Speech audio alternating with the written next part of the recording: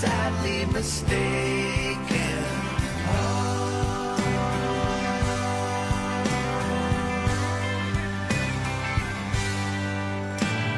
Lions inside his place, sleight of hand, lying and cheating and taking. Political puppets steal all they can, but they are sadly mistaken.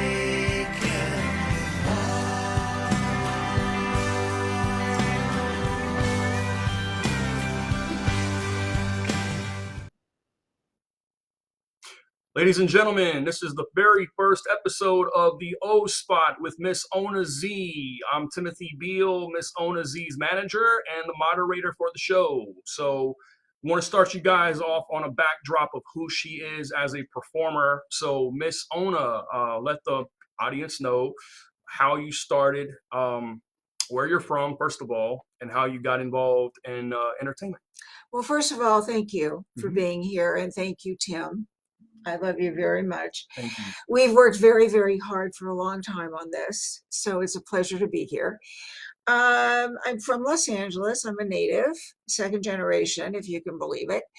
And I started in the business in 88 or 89. And those were the silver years. The gold years were already gone. And it was fantastic. I mean, there was a small group of people, an entourage of people, and we all knew each other and we had a great time together. We shot in San Francisco because it was illegal to shoot in Los Angeles, as Tim knows. And, you know, I had been a legitimate actress and a model and all that. And I always wanted to experience this. And I had married a man who wanted to be in the adult business. And the only way for him to get in was through a woman. That's the way, you know, men get into the business, is through their girlfriend or their wife. Mm-hmm. So I went to meet the manager, the top manager in the business, Jim South. And he looked at me and he said, I don't know, you know, you might be too old. I was like 30 something. And I said, okay, fine. Never mind. I'll figure it out. And just at that moment, a producer walked in, English producer, and he said, oh my God, you're perfect to play Joanna Collins and in Dallas. And I said, okay. I said, see, Jim, somebody loves me. And that started me off. And we went to San Francisco and shot for about 6 days. I had never made that much money. And I loved it. I absolutely loved it. For a lot of different reasons, which I'll get into later on in the show or other shows as they progress. And that started me off in my career. And I knew instantly that I could be the best at this. I could be really, really good. And I booked a lot. I booked every day. Sometimes I did 3 scenes a day, sometimes 6 scenes a day. And it didn't seem to bother me. I had a lot of sexual energy. And the money got bigger. And after just a few years, I realized that the big money was in production. So I set my sight on that. But in order to get there, I had to dance. All the girls went out and danced on the road. So I danced 30 weeks a year, 5 hours a day. I missed Christmas, birthday, this, that, and the other. But it was the only thing that was important to me was how to get to make my own company. And after several years, I did. It was very tough. Very tough. And I started with a line called, well, it was Ona Zee Productions, and I started with a bondage line called Learning the Ropes. And that to this day is the best bondage line ever made. And the business grew very quickly. And I ended up, you know, making a lot of money, making a lot of movies,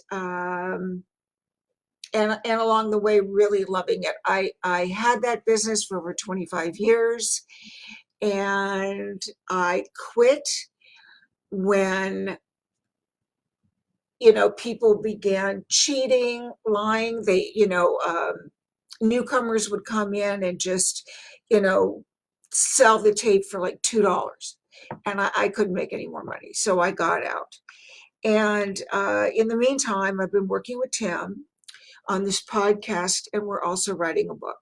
We're writing a book. I'm writing a book about how to get out of the business, because so many women and men have killed themselves instead of trying to get out of the business. I had a plan. I'm pretty sharp. And I had a plan. I said, okay, I'm going to do this, this, and this. I've been in the business 30 years. I'm going to build my business. I'm going to make this amount of money. I'm going to have an annuity. And I do. And I'm going to invest in real estate, which I did and I have done. And I'm going to, write a book, do movies, do some other things that really interest me. And I'm just about there. So with Tim's help, I'm writing a book about how not to kill yourself. You can get out of the business if you want to, but you have to have a plan. And it's hard for most of the women that come in because they're young, they're on drugs, and they don't know what to do. So, having said all that, I mean, there's a lot more I could say, and I will say, but I'd really like to hear from you if you're out there. If you have questions, if you have comments, if there's something you want to know, I want to talk to you. So I want to talk about like your very, very beginnings, because a lot of women that were scouted for the adult industry just got into the adult industry. And that was their first experience in front of the camera or behind the camera for that matter. So you were a legitimate model for I'm probably going to pronounce this wrong, the Wilhelmina talent agency. Wilhelmina. So how did that process go? Like, how were you scouted for that company as a model? As a child, I was very beautiful. And I became a model very easily. People, it just happened in my arena growing up, and people wanted to take my picture. So I started with Wilhelmina, but then I went to Fran O'Brien, and she booked me almost every single day. And I'm small. So, to be booked in print every day is a lot. I had a contract with NBC. I was thinking about this the other day. And J.C. Penney for shoes. I did a lot of tennis stuff. I was an advocate, tennis player, golf player, swimmer, whatever activity. That's what I like to do. And so how did I get in? Is that what you said? Well, did I'm you losing it. Like, did you have family members in the entertainment industry? No, I don't. Okay. And I really think my mother always wanted to be an actress. So she pushed me in that direction. And then when I was about 20 years old, there used to be in Los Angeles dance clubs, the Daisy, stuff like that. So I used to go dancing every night. And some people from Playboy approached me. And I did some magazine work for Playboy. I also did centerfold for Playboy, but I was a year too young. So they pulled it. But I had already established a great relationship with Playboy. And getting naked wasn't a big deal for me. My first naked scene or sex scene was with Tom Byron. And I was used to the camera. I mean, it didn't scare me. I knew what to do, and I've been doing it since I've been 10 or 11 years old, modeling.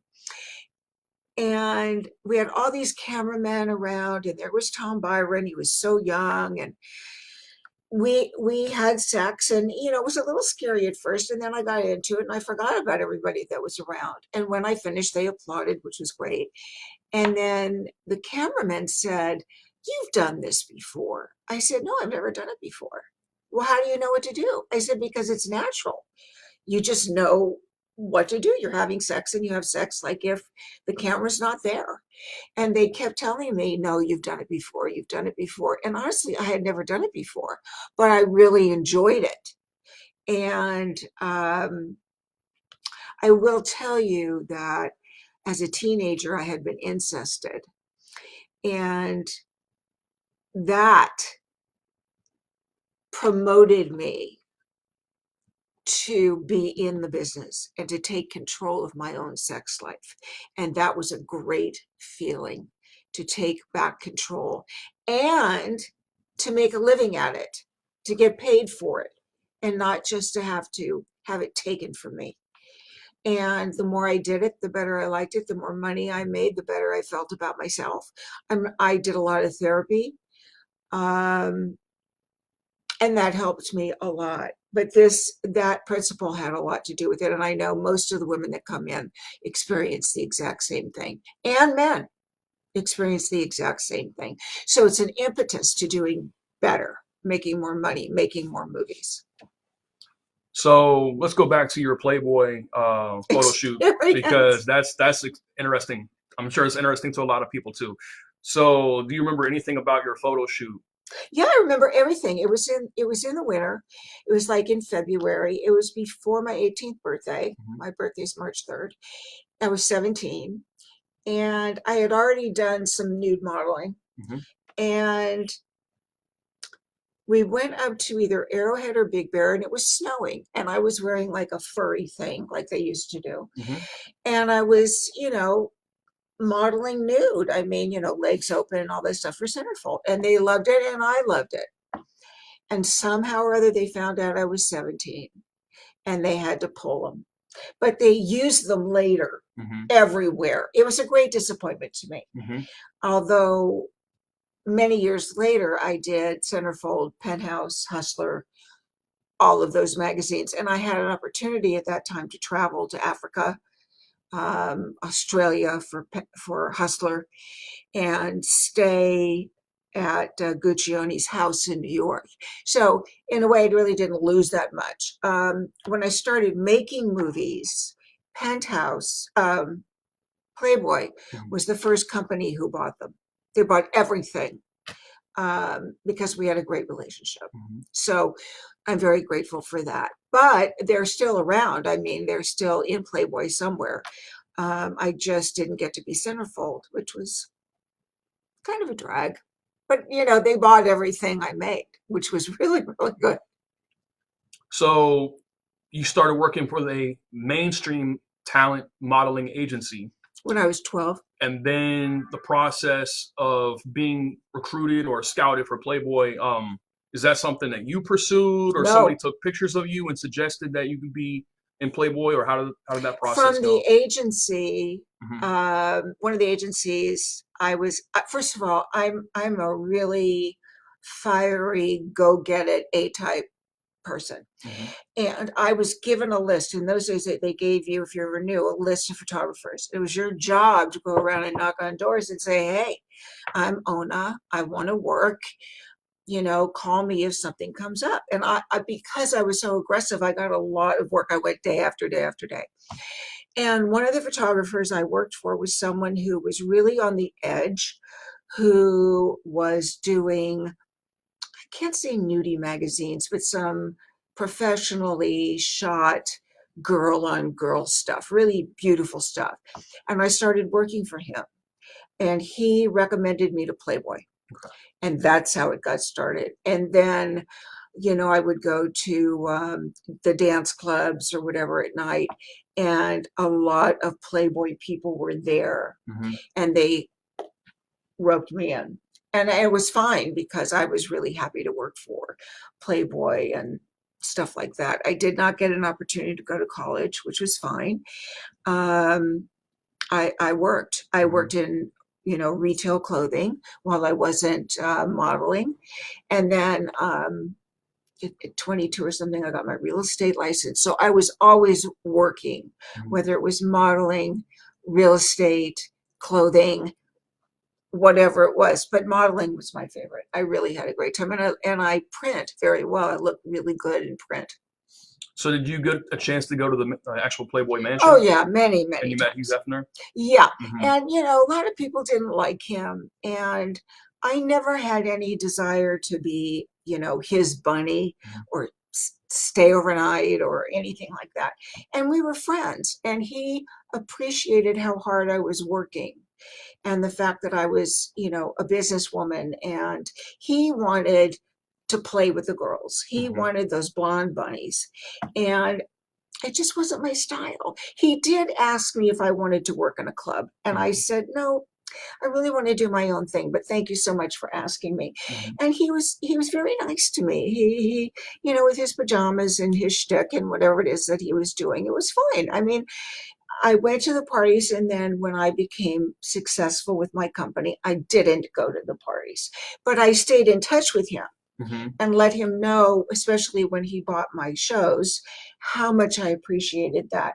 And the person that he had hired to buy the movies from distributors was told to buy them from me first. Okay. And I, you know, wrote him a really nice letter, and I said, I really appreciate that. And he goes, well, you're doing really good work, and I want to support you. And he did. I mean, I made 200 or 300 movies. He bought them all. Mm. Wow. Yeah, he's a very nice person to me. And a lot of people don't say that. Oh, Tired of that same old breakfast, lunch, and dinner? Same old tasting scrambled eggs, burger, that dinner steak, ribs, or pork chops? Why not add a little bit of spice or just a touch of heat to make the difference? Change that scrambled egg with a little bit of Johnny Fabulous's John Cena Sr.'s $1 Million Jalapeno Hot Sauce. Great on burgers, steaks, chops, and those barbecued ribs. The Monty and the Pharaoh Show is brought to you by... Because wine is your second favorite four-letter word. California wine, New York attitude. Good fucking wine. Yeah. In the mood for a freshly roasted cup of coffee? www.offthe-rails-coffee-roasters.com.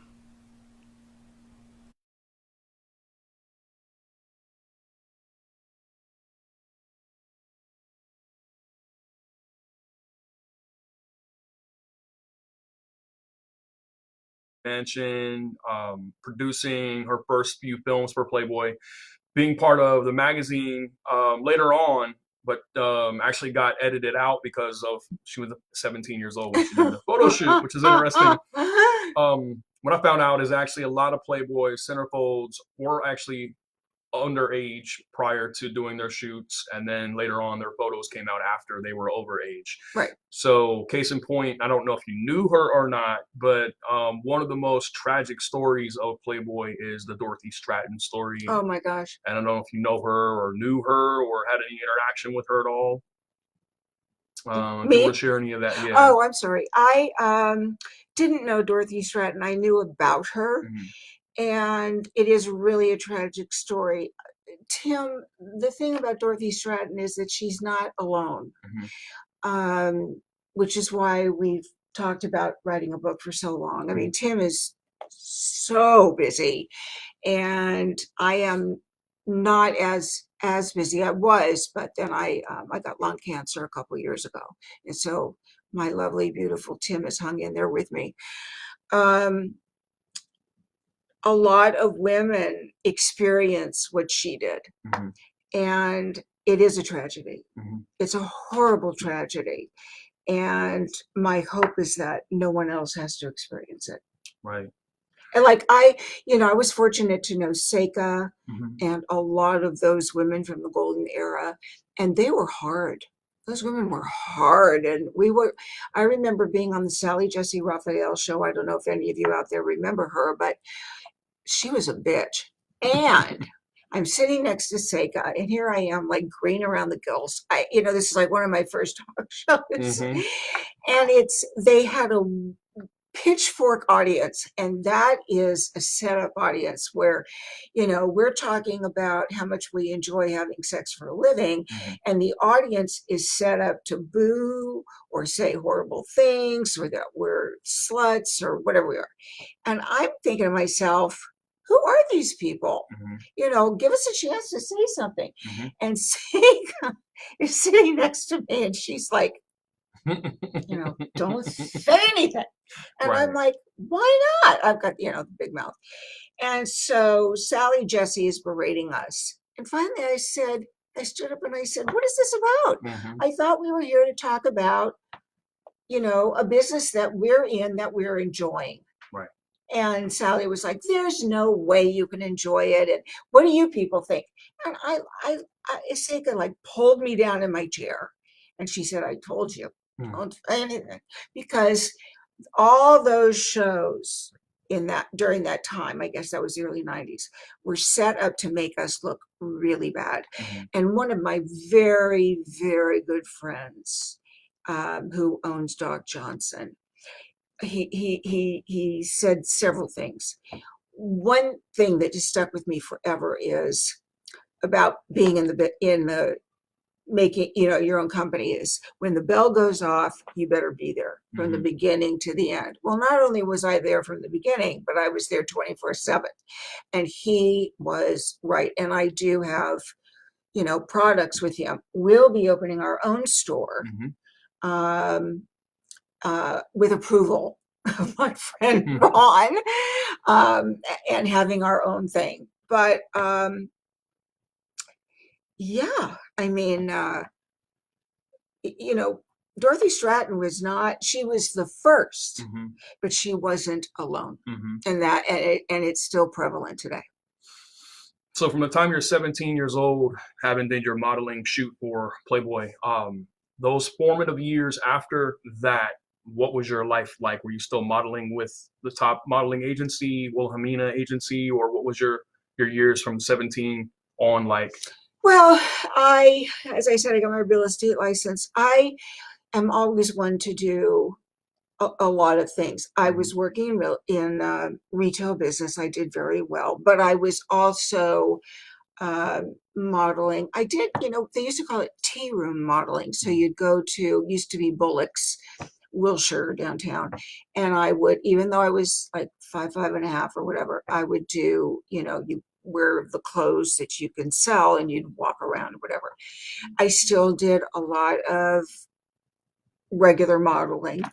And I was an artist. Mhm. So I went to like a night school at UCLA. Mhm. And I love to draw and paint and do stuff like that. So really big learning years for me. And I didn't get, like I said, I didn't get into adult until I was 33 or 34. So that's really important for the audience to know out there that at the time that Ona entered into the adult film industry, she was actually the oldest female promote performer at that time to enter into the business. Everybody else was like really 28. young, 20, 19, 18. So what was that process? So you're doing feature dancing. Do you just say to yourself one day, I can do this? Like you were a fan of adult films and you wanted to break into that industry, or how was that process? My ex-husband, Frank, when we got together, we would go down to San Diego for vacation, or whatever, and he'd bring all these adult films and we'd watch them. The thing that got me was there were all these films on Canadian dancers. Mm-hmm. And I am a dancer Mm-hmm. from the time I was a kid. I love to dance. And that got me. Mhm. That is what did it. That was the key. And we'd watch these dancers, and I said, that's what I want to do. He said, well, you got to make films and go dance. And I said, well, I'll do whatever I have to do. Mm-hmm. And that is the part that I absolutely loved, and so sorry that it's over, because for me, being a dancer, it was wonderful.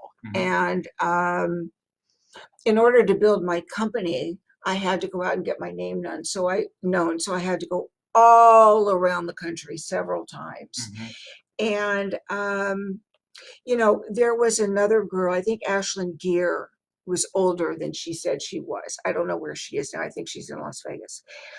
She didn't like me very much. I didn't have anything here or there about her, but I think she felt competitive with me. So yes, I was probably one of the oldest people ever to get into adult, but that was good because I kind of made my bones in other places and I knew how to handle it. I wasn't terrified. The business can be terrifying because of the producers, because of the business, if you know what I mean. And because I was older, I knew how to handle it, and I learned how to handle it. And then what they did to me, I turned around and did to them. And that was frightening. So how did you find out that where to contact the producers? Like, was there a publication you could go to at that time to look up adult films that were in production or casting, or how was the Well, casting? they were the Americas, which there were like 7 of them. And I did ask. And when I first went in to interview with one of the production companies, he said to me, I think you're in the wrong place. You don't want a job here. I said, no, I want to be an actor. And he said, oh, okay, let me send you again to Jim South. And I said, okay, because I didn't know Jim South from a donut. Right. So that's when I went over to meet him, and he ended up being a very good friend.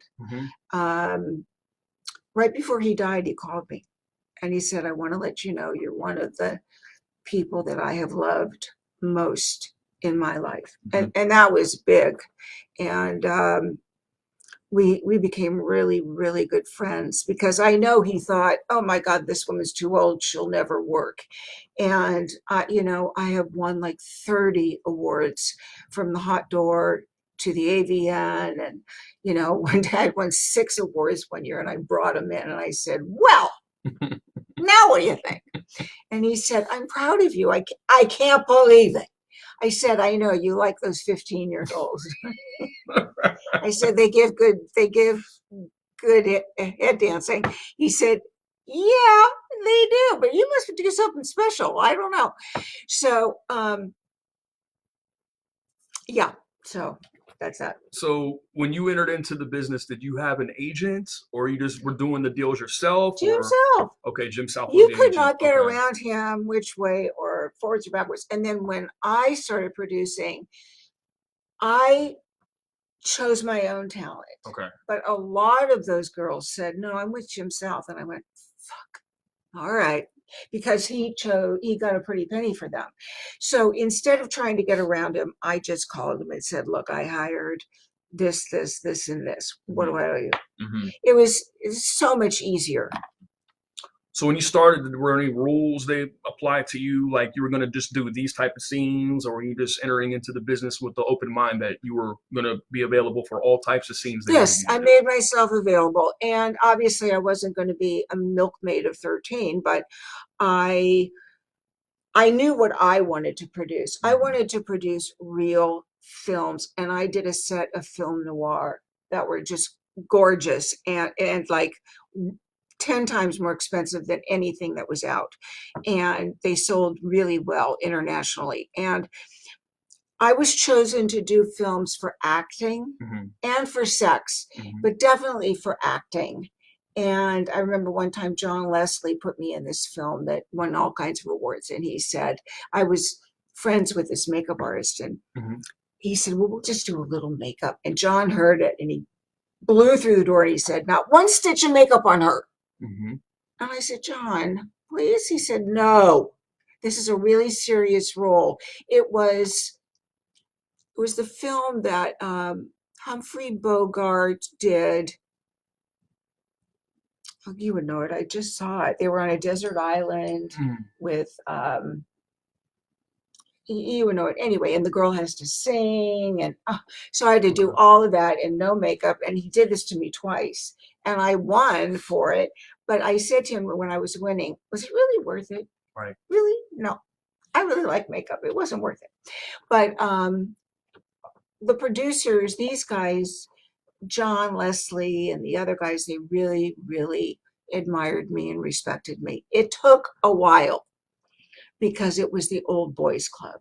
and they didn't really want to let anybody in. But I'll tell you what, Tim, we'd go to the CES show, I'd have my booth, Mm-hmm. and every single one of them, a lot of them would come over and just, shake my hand and give me $100 grand. Mm-hmm. Have a great show. Mm-hmm. Have a great show. Mhm. I'd be like, well, I think it would be better now. Thank you so much. Right, absolutely. Yeah. Totally get that one. But let's talk about actually the way that films in the adult industry used to be produced.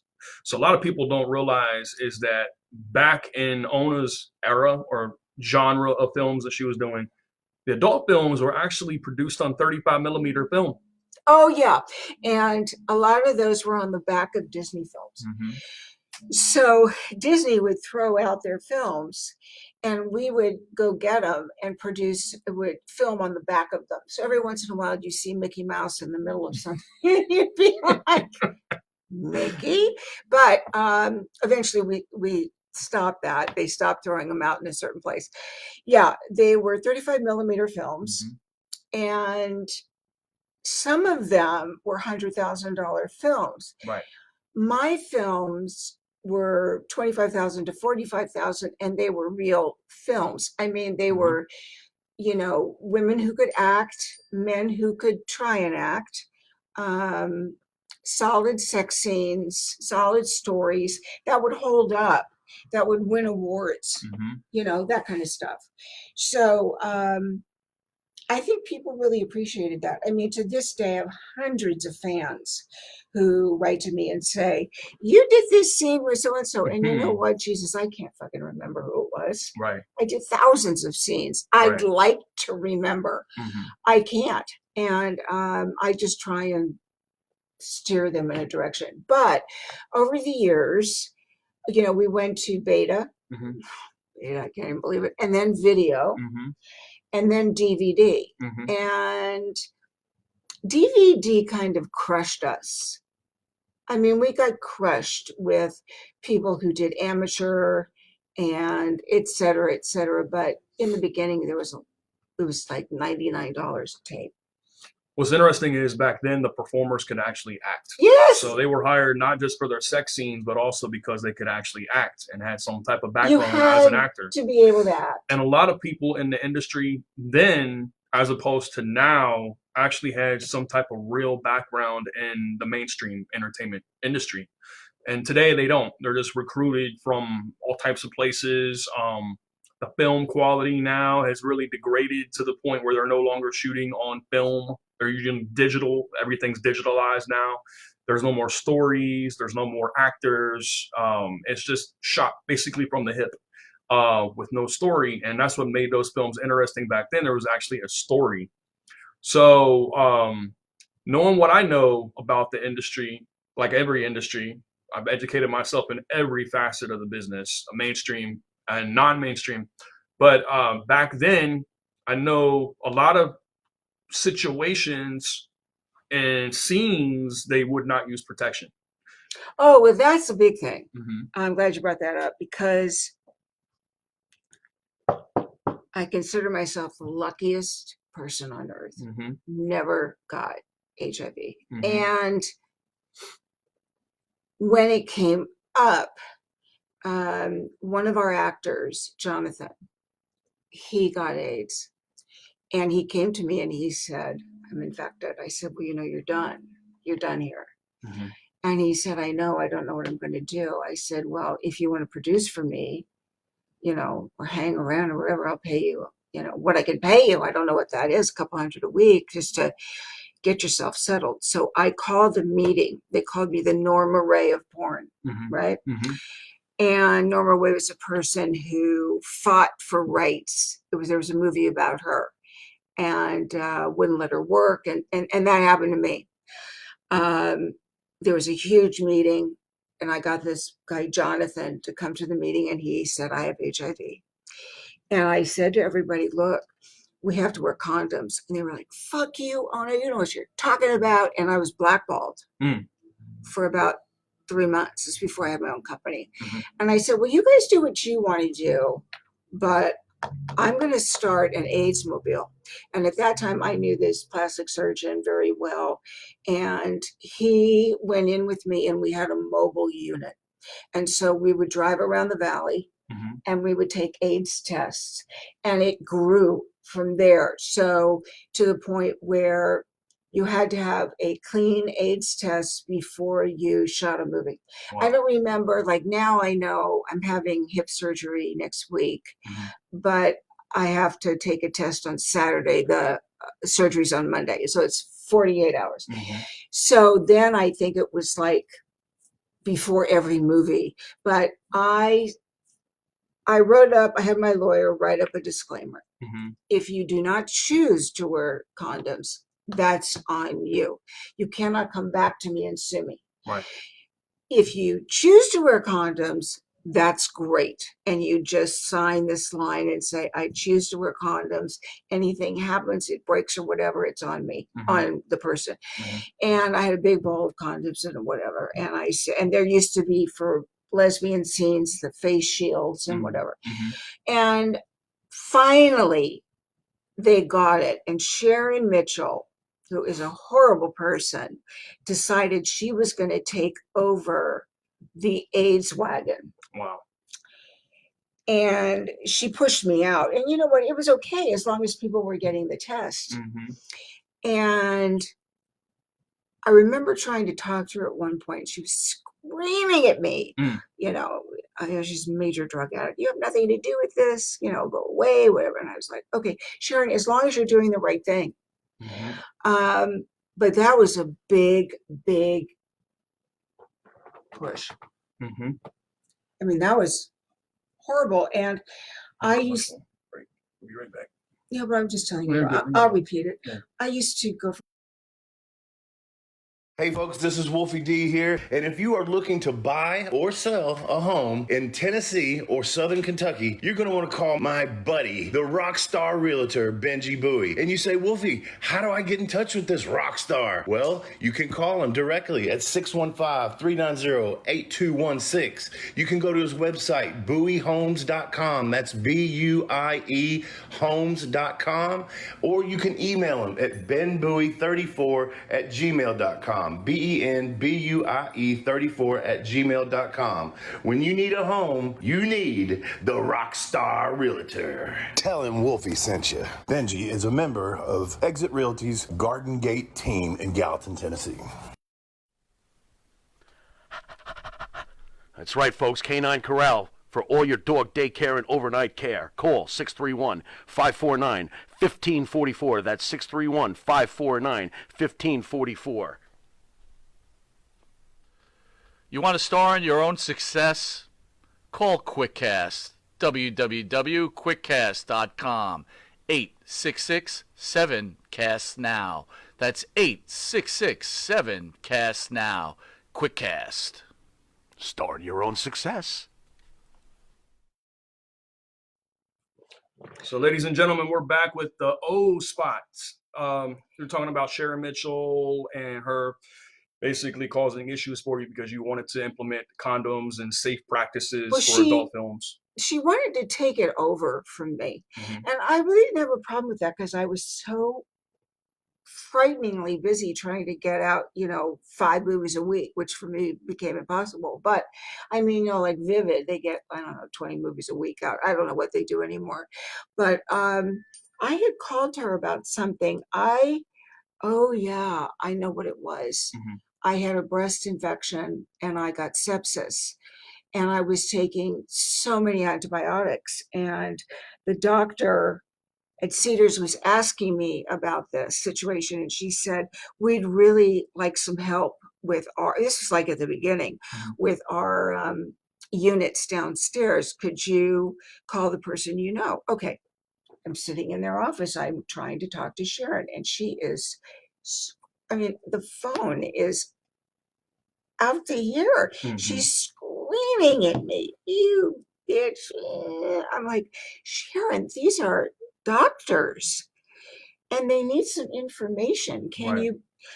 I'm not giving you shit. Mm. And so I looked at my doctor and I said, this is the problem. Mm-hmm. She said, okay, I got it. We'll get it from somewhere else. Now, I don't know if they did or not. I was, after a few months, I was healed. I had staph infection. Mm-hmm.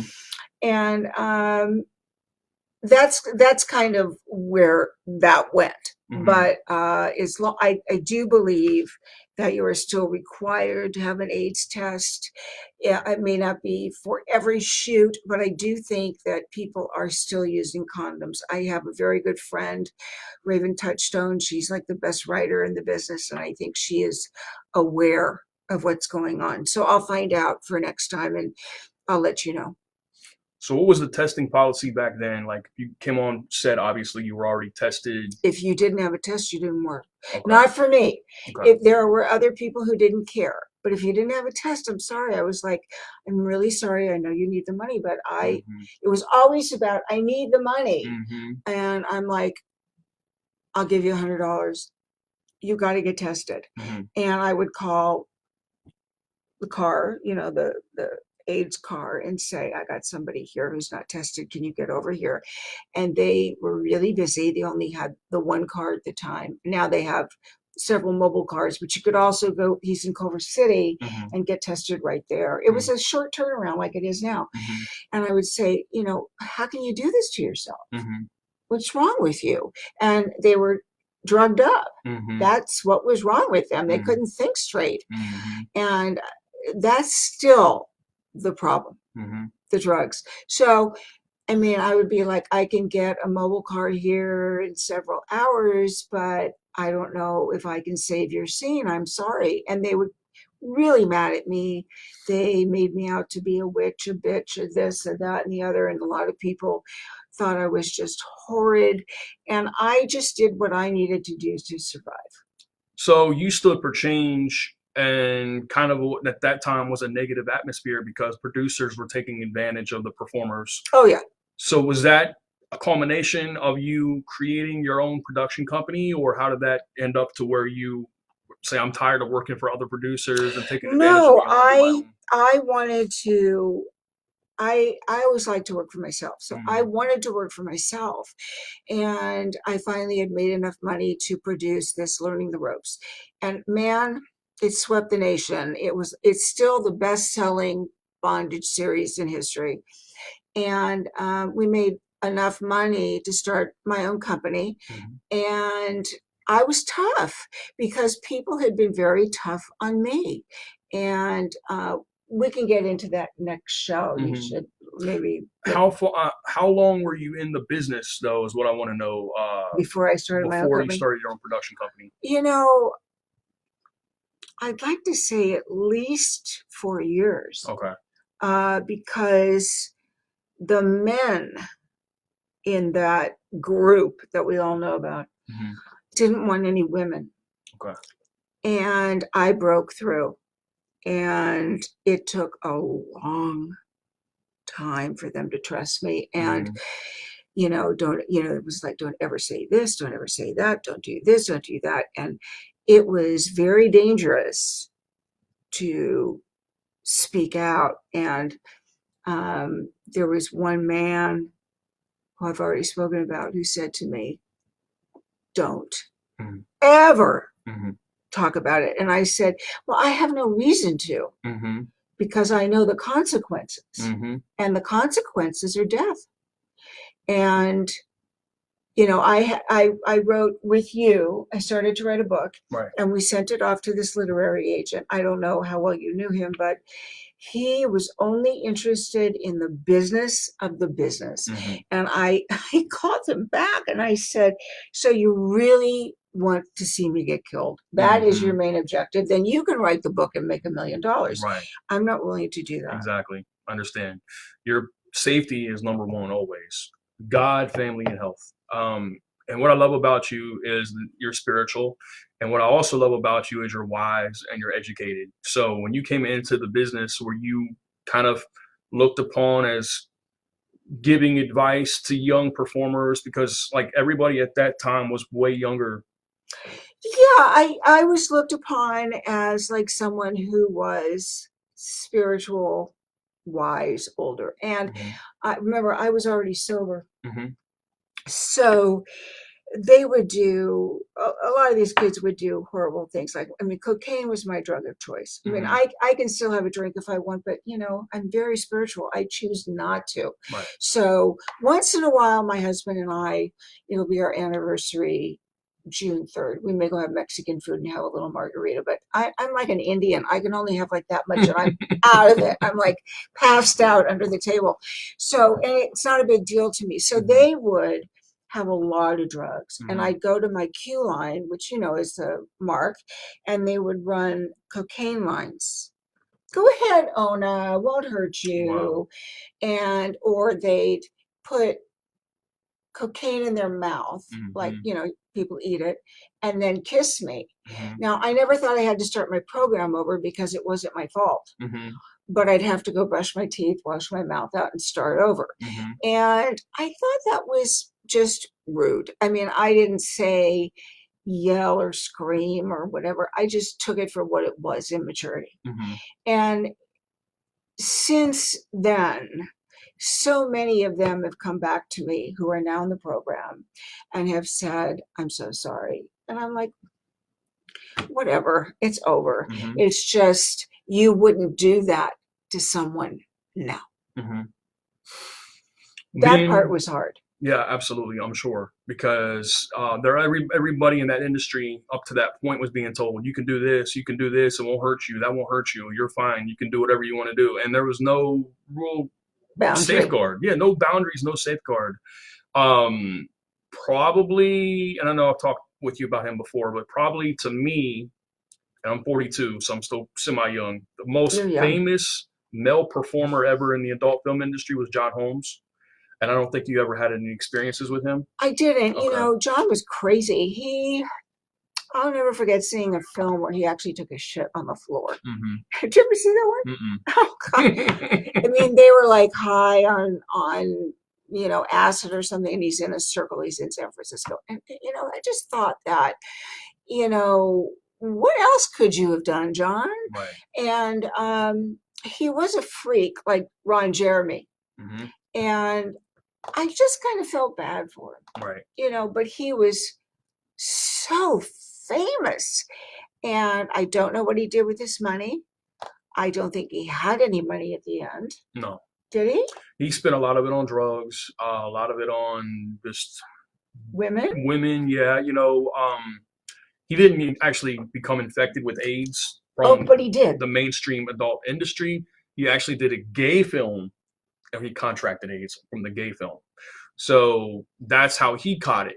It was from the adult industry, but I'm saying it wasn't from the mainstream films in the adult industry. It was the subgenre of gay films that actually contracted AIDS through doing a male scene with another male performer. Mhm. That's how he contracted AIDS.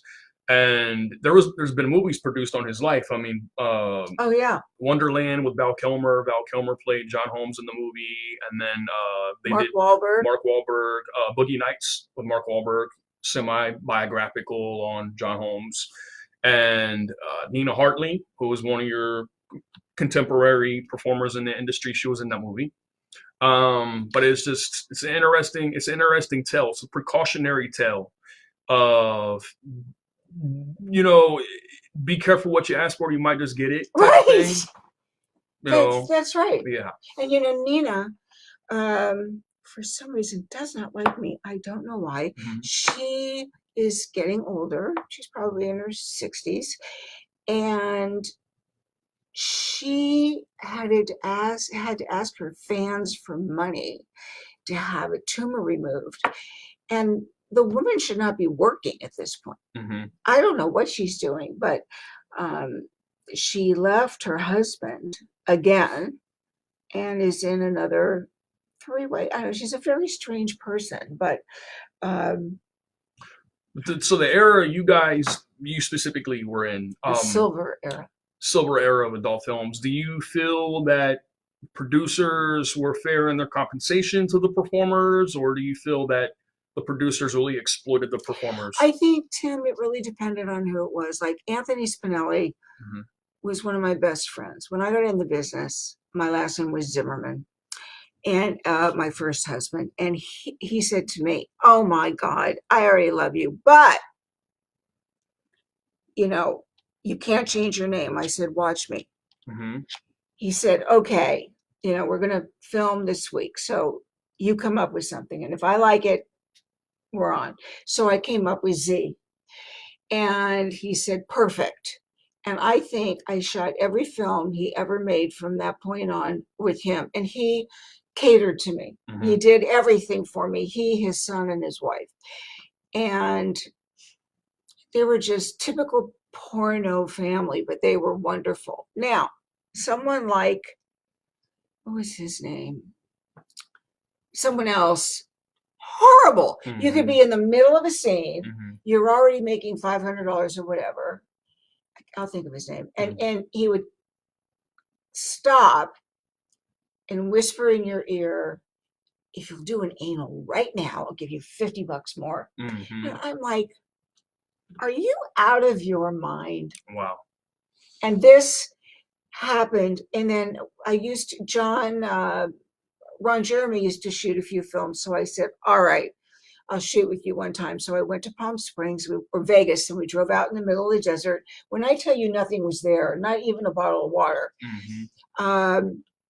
he paid us $200 to have sex in the sand, no bathroom, no water, Wow. nothing.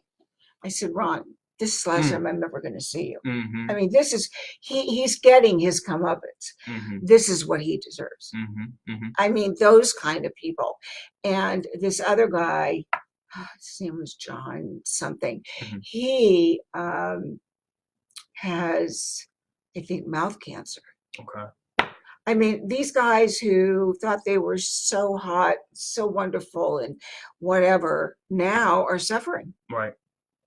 Did you see, was there a trend ever in the business with certain female talent that would go on self-destruction paths of life? Like, no, they would like contribute in drugging, partying on set, but as far as like, did you see, I guess my question is, was there many girls in the industry that would commit suicide or overdose from drugs or that type of thing? That's what our book's about. Right. And the first one, when I first got in, this woman, darling Megan, she shot herself with a shotgun. She was high, and somehow I'm thinking she comes from a religious family. I don't really remember, but she was very high. And from that point on, more and more women. Anna Mall was so high, she got in a car accident in Vegas and was, disappeared. I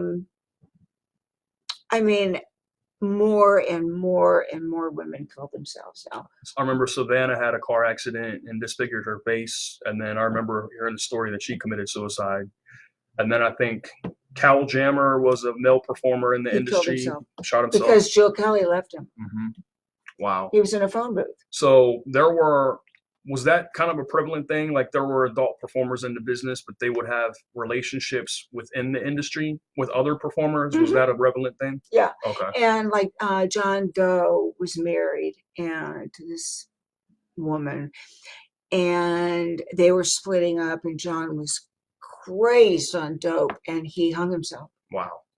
So, I mean, it can go in all ways, but more and more. And I have this little fellow who's a fan of mine from Pittsburgh or Pennsylvania, and he clues me in because I don't follow it anymore. And he tells me, "Oh my God, Ona, John Doe just died, or this woman just shot herself, or this girl OD'd," and I mean, it's constant. It's like every 7 to 10 days.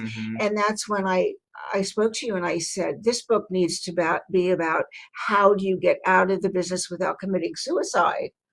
Without being, with basically being unscathed, without permanent mental issues or damage from being exploited or abused or that type of thing. So, well, they've already been abused. Yes, they've been abused, but at some point there's a silver lining where they need to say, okay, I've had enough. I respect myself too much to keep going through this. Do But you that's agree when with that? you realize you need to get out. Yeah.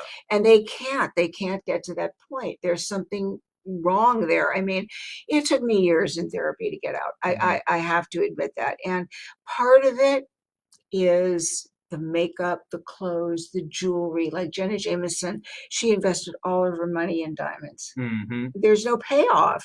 Wow. You know, I had a $12,000 diamond that I needed to sell at one point. I got $4,000 for it. Hmm. So what's the payoff? Right. Exactly. Why would you do that?